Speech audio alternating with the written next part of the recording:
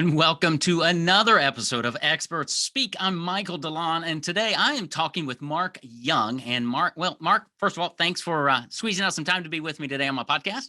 Well, thank you, Michael. I appreciate the time. Well, you're welcome. It's going to be a really fun conversation. Mark is I call him a lifetime entrepreneur. As you get to read his bio and get to know him, he's been kind of doing business for a long time, and his whole family and things. So he's been around the entrepreneurial space for a couple of years. And he's the author of a new book called Date Your Clients. And man, when I saw that and we got connected, I was like, okay, we got to have a conversation here because he really is talking about the relational aspects of not just business, but life and how we bring that into things. But I'll shut up, Mark. I'm going to let you talk about it. But tell us a little bit about, who you are. How in the world did you get to where you are today? Oh, Michael, I don't even know the answer to that question. I tell people my biggest professional gifting and curse is the fact that I don't know how to say the word no. There you go. Because it leads me down some really strange trails, and I just keep following them. And here I am a lot of years later, and I just keep following a trail of yeses, and that's how I end up where I am. Dude, there's another book right there. The title, A Trail of Yeses. That's your Trail next book. of Yeses. I'm writing it down. You've inspired me, and I'll dedicate it. Trail of Yeses. There we go. I don't even know how to spell yeses, though, so that's going to be a challenge in and of itself. So to answer your question, I suppose I'll answer where I am as opposed to how I got here. My full-time job, I actually own and operate an advertising and marketing agency based down here in Fort Lauderdale, Florida. I'm originally from Detroit, but I like the beach a lot better. So I had to make that relocation a number of years back. So in this agency, I get to spend time with clients all the time. And unfortunately, and maybe Michael, you understand this based on the stuff that you do, but I will say that I spend my day calling people's babies ugly. Because everybody and their brother thinks that their product, their service, their business, whatever, is the greatest thing since Betty White. And the truth of the matter is most of it isn't. It's not, yeah. I call it being the bearer of bad news. And it is. And I would never accept a project if I didn't believe that it was going to be successful. Right. So people come in and you're as busy as I am, and we're both busy, and so are they. So when these people come into my world, they show up, and it's almost like okay, so tell me what you can do. I've only got 45 minutes. And the truth is, I'm like, okay, well, if I get 45 minutes, I don't have time to sugarcoat. Right. And I tell them, like, look, we're going to have a conversation. I'm going to tell you at the end of 45 minutes what my initial impression is. And I always make a point of never researching a client before I get on a phone call. And that may sound completely counterintuitive because people may do it and so on, but the reason why I will never look at a client's website, I will get email invites with websites linked and so on, and my VP of Ops will end up sending me a link in a Teams message and say, here's the website, because she knows I've never looked at it ahead of time. Right. But I'll click on it while I'm on the phone with the client, and sometimes even do a screen share. And I'm like, here's what I want you to do. I want you to see my face, and I want you to hear my reactions, because I'm a consumer first. And you may be the greatest, but I'm going to put on my consumer hat, and I'm just going to give you my reactions to your online presence and so on and so forth. And then we laugh about writing this book called Date Your Clients, because that sounds like a terrible, harsh way of approaching a client meeting, but isn't that what we do in online dating? I literally see the first picture of you, and I decide whether or not to swipe left or swipe right. Right. And you get 3 hits this week because only 3 people swiped right. And you're like, yeah, I got 3 hits. Good job. And I'm looking at it going, you may have gotten 15 if you'd have just had a better picture. That's right. Yeah. Like you may have gotten 15 hits. And here's the deal. I'd rather have 15 hits on my dating profile, because now I get to pick who I want to go out with. I'm not limited to the only 2-3 girls that swiped right. That's right. Like, and by the way, did you know, Mark, that when you only get 3 hits, it's not because of your profile, it's because the dating app doesn't work right. Well, right? No, it's because there's no more good ones out there. Right. That's right. It's like, okay. There's no more good ones out there. That's why you can't get anything. It has nothing to do with your presence. That's right. Yeah. Oh, sweet Lord. And this doesn't have anything to do with marketing. Yeah. No. So and the reality is, so as I was talking with you ahead of time, I'm just going to talk a little bit about how this book Great. even happened, if that's Sure. okay, because Absolutely. we've already tipped our hat to that conversation. And as I was talking to you, even before we started talking about this podcast, Date Your Clients came out of, truthfully, an email that I was writing to a client of mine. And being a naturally relational person, I was actually in a meeting with a client sitting in the conference room, and she was frustrated because she didn't feel that their TV marketing was working well. As I tried to explain that putting an ad on TV doesn't just turn into your website blowing up and you getting all of the sales, right? There's a lot that happens in Oh there. And I'm yeah. trying to break down this customer journey for her. And the only thing she could see was, well, nobody watches TV anymore. And I went, well, it's a pretty solid industry if no one actually watches it anymore. I Right. don't think that's the answer, but maybe let's talk about some baby steps here. And I started talking to her, and she wasn't ready to hear it. That just wasn't where she was.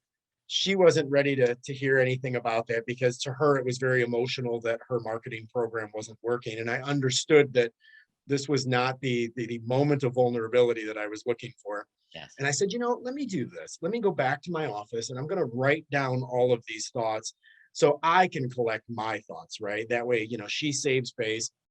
And after doing that, I said, then when you have time in your busy schedule, you go review what it is that I put down, and then we'll reconvene. Um, I started writing this email to her, and I'm trying to make these connections. And I'm like, look, when you're on television, your TV commercial is I'll talk marketing terms, it's your point of intrigue. All I need you to do is be interested enough to look me up online. Okay.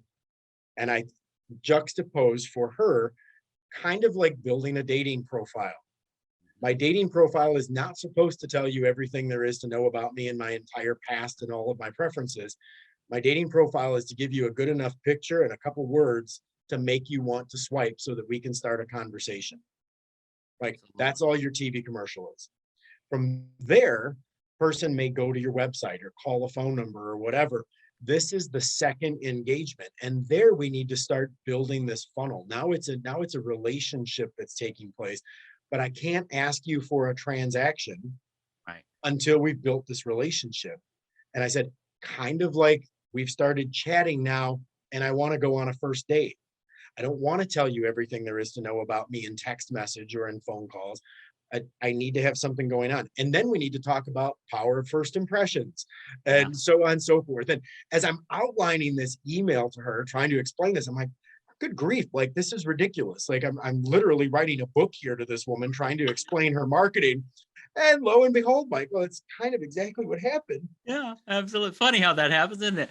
And Seriously. yeah, well, it's funny because as you talk about that, there are a lot of correlations between dating relationships, family relationships, and marketing relationships. There are, as you would say, there are some predictable patterns, and you just laid that out that you've got an entry point, a first step, a second step. I call it in my book the alphabet maze.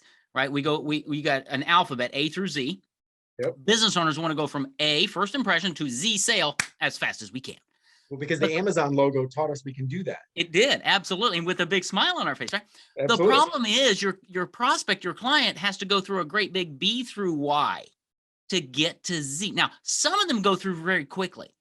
Some of them go through very slowly, but you've got to court them. You've got to date them through that process to say, are we a good fit? Do I have what you're looking for? Are you the good client, right? It's that whole process of dating your clients.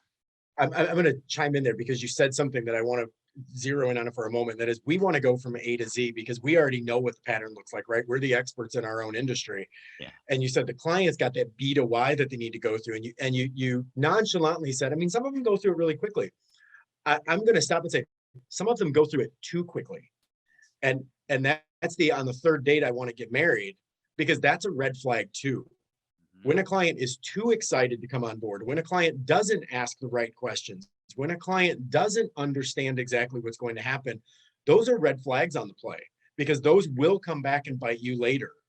And and so those are things we also discuss in Date Your Clients, is the idea that it's got to move at a steady pace, not too fast and not too slow, but there needs to be an organic development in relationship. And that's relationship in, in business, that's relationship in dating, that's real. I mean, you see couples that get married after 2 months of being together and you're like, do you really know each other though? Like Right. that's a big contract to sign, Absolutely. with very little research. And that's why with our clients, I was talking with somebody yesterday and making the comparison of, we're a marketing agency, we're an advertising agency. We're not trick ponies. Like when you come into the picture and you want us to go do something to elevate your sales, it doesn't happen by Thursday.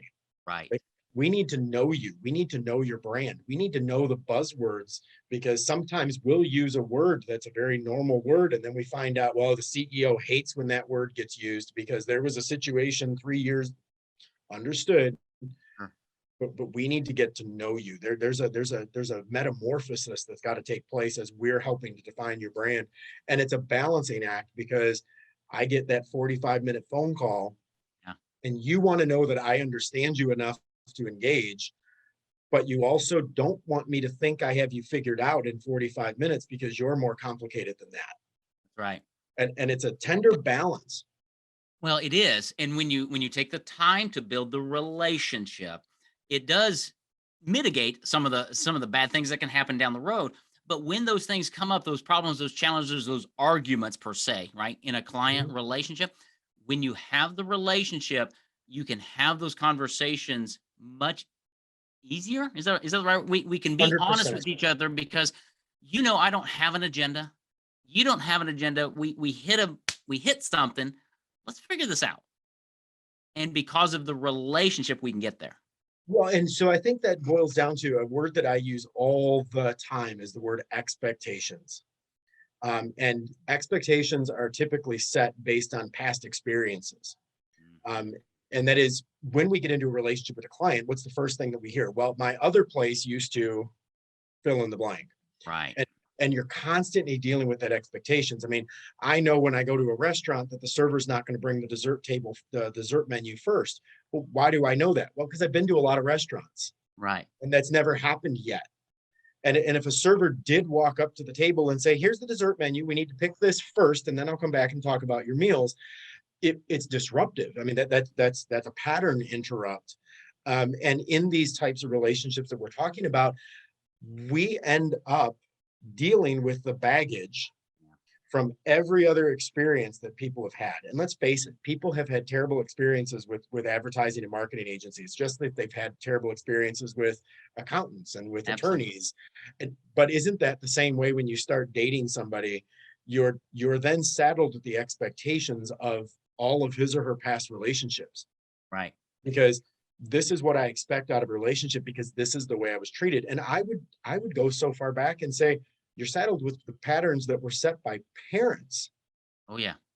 but much less other relationships. And if you don't take the time to figure out what makes the other person tick, albeit in personal relationships, friendships, family relationships, business relationships, Hmm. you don't know the tripping points. You don't know the explosive moments that can happen. And it's really a matter of navigating those things. And again, I would say the last chapter in the book here, it actually specifically says in the close, and I couldn't have decided this any better, in my opinion, is the last thing it says, if you gained anything out of reading this book, the one truth I hope stands out is this: value the relational over the transactional, Mm, dude. because relationships will lead to transactions, I promise. Yes. And relationships, by the way, will help you avoid bad transactions. Hmm. Sometimes going on a date and finding out that it's the wrong partner is just as valuable. Totally. Totally. Absolutely. I And, used to go ahead. no, I was gonna say, and even but when you have the relationship, even if that client is not a good client fit for you, if you have the relationship and you have integrity and authenticity, you can get referrals from them, even if you're not a good fit. Had it happen. And that's the point. Too many times in business, we focus on the here and now versus 100%. looking down the road, right? Well, and those transactions, and I love entrepreneurs. They're all crazy, right? Like there's no entrepreneur that isn't a little bit touched in the head. And one of the things that I enjoy about dealing with entrepreneurs in that respect is getting them to understand that. But so many small businesses are, they're truthfully, they're chasing the next dollar. Like they're trying to pay the rent, they're trying to make the payroll, they're trying to do that. And relationships tend to fall to the wayside when transactions are what's paying the mortgage. Right. And unfortunately, I would say that a lot of people appear disingenuous when in fact it's not who they are at the core, but it's the urgency of their current situation. And I've got several people that I've done business with in the past that I'm trying to collect money from, or trying to rebuild some kind of trust. And I'm trying to affirm them by saying, look, I realize that this is not who you are as a person, but please understand that my experience with you is built on these experiences. Like these incidences have culminated into me not trusting you. And it's not because I believe you're not a trustworthy person. It's because I've watched the decisions you've made because of this. And again, it's a situation where, you know, I ought to have the attorneys chasing them, but I'm still trying to be relational through their pain because they do understand. To them, it's the most important thing going on in their lives. Absolutely. Yeah, absolutely. And that's good and honorable to walk that out with them, because at the end of the day, I mean, I always ask people, really, Mark, at the end of the day, if that account that they owed you went to zero and they never paid you back, are you going to be okay? Are you going to be starving? You're going to be on the side of the street? Answer probably is no. It might hurt a little bit. Okay, let's walk this out. Let's keep that relationship as long as we can, because litigation is terrible, right? But I know there are times for that. But walk it out with people, and we are too quick to say, you know what, send them to the attorneys, get them. It's like no. There's a time for that, probably. Right. Walk it out, build the relationship, affirm them. They will remember that forever. Because I'm pretty convinced in their heart they want to make it right. Most I people. agree with you. Most people. Yeah. Most people, I agree with you. They want to make it right. They're just, you know, there tends to They're be as my ex would say, they just tend to be porcupines, right? They want hugs, just nobody wants to go near them. love it. Yeah, I seriously, because actually understand that they're cute little porcupines. critters. Yeah, cute little critters that I don't want to be close to. Thank you very Absolutely. And they're much. reaching out for hugs, and you're like, I'm sorry, but you hurt too bad when I get too close to you. That's right. Yeah. So let's not get that close anymore.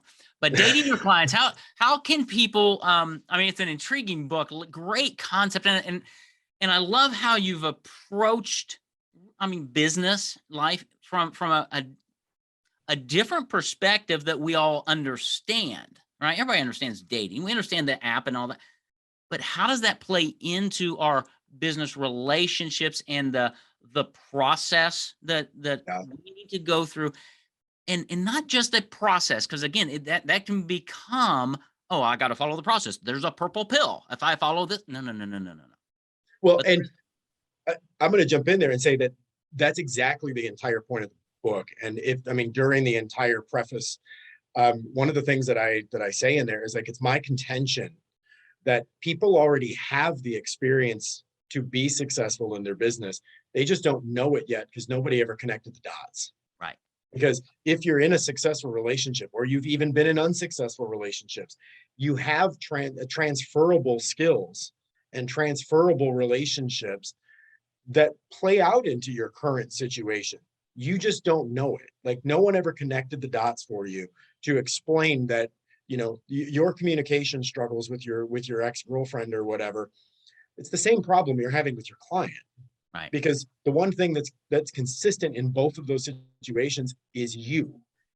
So figure out what it is that you're doing, how it is that you're approaching, what is it that you could do differently, and learn from experiences that people consider very often to just be very disparate things. We tend to categorize and compartmentalize areas of our lives, when in fact I would argue and say that it's just one big menagerie of me. Yeah. Like I'm in the middle of all of my relationships, whether they're business, personal, dating, family, whatever. I'm in the middle of them. And I have to realize that I own my share of each of those responsibilities. And I can't treat them as if they're all different experiences. That's right. And by the Because way, that's incredibly frustrating to some people. But the point of the book is there is no process. Quit following the process. right. The truth of the matter is there are just universal truths that if if you can get them into your head, you'll realize that there's a pragmatism to dealing with relationships, and you have these experiences already. You don't need another Instagram feed to inspire you every morning. Like, you can literally cling to a lot of the experiences you've had in the past and make it more successful. Like you can be that because you already know those things. Yeah, That's very much. that's my contention. I love it. I love it. And I'm summarizing all that as we come to the end of this is to be yourself, because you're in the center of all those relationships. And for the first few years of my business, I was trying to be what I thought my audience would perceive me to be, right? And it wasn't authentic. And I didn't do video because I couldn't get there and I didn't have the studio. And finally I got to the point, Mark, and I said, I'm going to be Michael, and I'm going to have bad lighting, and I'm going to be in my office. And if you like me, great. Let's do some things together. And if you don't like me, great. We shouldn't be doing anything together anyway. And when I Sure. became me and I just show up like me, it's amazing how people bond to me. They refer me, they hire me, and we have much easier communication because I'm not trying to be a poser. 100%. I will laughingly share this with you and tell you that it is it's such a genuine truth, and that is you've got to be yourself first. I was the chair of public speaking 100 years ago at a university I taught at, and it's a whole nother life ago. But and I used to teach public speaking, one of my favorite classes that I ever taught. And one of the things I used to make my students do was I used to make them take a Myers-Briggs assessment at Yeah. the first class before they ever wrote a speech, before we ever opened a textbook. We were going to take a Myers-Briggs.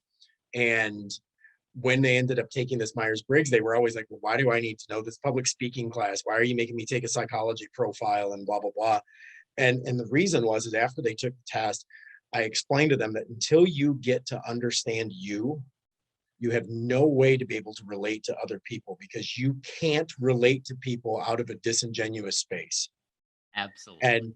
And trying to explain to students, like, if you're a naturally funny, charismatic person, you can deliver the exact same speech and have an entirely different response just on the delivery. It's not about the writing of the speech. It is 100% about the way you relate to the audience. And it's frustrating for some people, but I mean, I had some students that literally 2-3 weeks into the classic, they would have a breakthrough when they realized that, oh my gosh, I'm trying to be Winston Churchill, and in fact, I'm more Ellen DeGeneres, right? Like, Right. you need to embrace who you are and be able to let the audience in. Because if you're a wall who's trying to be so something you're not, they don't get it. That's They're right. not interested because Yeah. they don't feel like you're being real with them. So why would they be real back with you? Yep. You're not authentic, and we can read right through it. Right. 100%. And And it's so much more fun. even a fool can entertain for 15 minutes, but come minute 16, you really got to know what you're talking about. That's right. Yeah. And And so that authenticity follows you around your TV ads, your website, your conversation. It's going to show up. everything. And in this world of social media that we live in, the reality is that the person behind the brand is, I would argue and say, as important or more important than the brand itself. And Totally. that's why these social influencers and so on, it's like everybody can do it. You got a phone and a camera on it. Like, you can go do this type of stuff. But the reality is be genuine to who you are. And I get to know a lot of these people, and I'm like, okay, but if I looked at your profile and then I spent time with you, they don't match. Right. Like, I Red don't flag. understand that. And it gets to be transparent. People do get to see that. But Michael, I will tell you, my goal in Date Your Clients was to get people some relational skills to be more successful in business. I think there's a lot of good stuff in there. Surprisingly enough, I wrote it in a very playful, almost sarcastic voice. And a lot of times, Mhm. people who know me, I get this comment all the time. I can actually hear you saying these things, Mike, because it's genuine to who I am. Yes. But more than that, I will say that I've exposed myself so many times in this book with my own strikeout stories and my own failures, sharing some of this stuff. I had a friend recently be like, don't you feel really naked to the world having shared so much information? I'm like, authenticity is the truth. It's Like, okay. that's what it is. Like, it's what made me who I am. That's how I learned the lessons I know. And to tell you that it just all happened one day isn't true. It happened through a series of experiences, and I'm hoping other people relate to that. That's right. Well, they will relate to it, and hopefully it will help them to go out and share their selves, right? Because we all have backgrounds, we all have skeletons in the closet. But what I've Mhm. realized is when I open the closet door, my skeleton looks a lot like yours because they're very similar, right? It's True just story. somebody has to open the door. You've opened the door with your book, Date Your Clients. Mark Young, where can people find out more about you? Find out how do they get a copy of your book? Where do they go? Sure. Well, the easiest thing to do is to go to Amazon and just search Date Your Clients, and you'll be able to find me, red book cover. They can go to dateyourclients.com, and dateyourclients.com has a little bit more information about the book and me, as well as a link where they can just go buy the book online. Download it on Kindle, get a paperback. Hardcovers are taking forever to send right now. But if somebody wants to get a hold of me, there's actually information right there on the Date Your Clients website. They can email me right at mark@dateyourclients.com. Easy enough. I reply to all those messages myself. It is not someone on my team doing it. I enjoy that personal interaction. I do have to tell you, Michael, this is a funny story to just cap this off because All this right. is hilarious to me. We had sent an email blast on launch date, right?